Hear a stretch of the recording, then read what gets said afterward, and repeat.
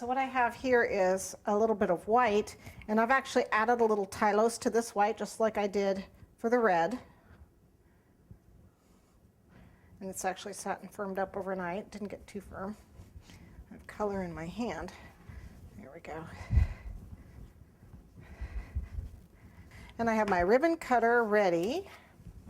And I've changed it, so, you know what? I think I'm going to go back to the ripple. I changed it to straight, but I'm going to do the ripple on this too, because I really like this ripple. Let me change it back. I completely forgot about that. Which side is it? Heaven's sakes. Let's go back to the ripple. All right. It's at 1.5 inches. And I'm looking for my little rolling pin. I'm not going to need this much, so let's pull a little of this.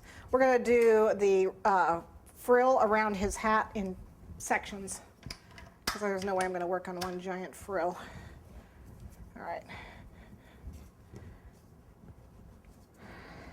And again, you can, roll it yourself. But boy, I'm not going to try and roll it even when it's that big.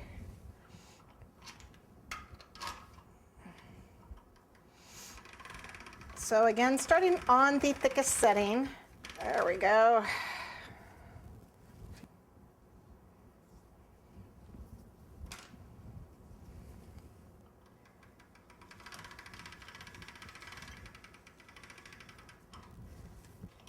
So it's down to a 4.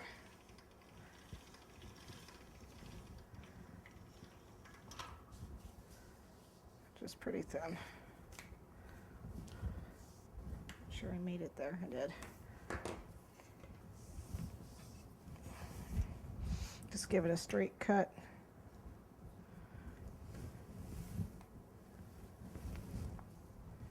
All right.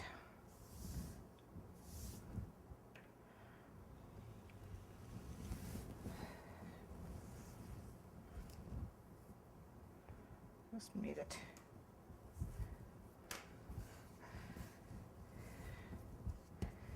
And what I'm going to do is place this on my board, because I'm going to put the cake on the board. Oops. Yes, they do roll.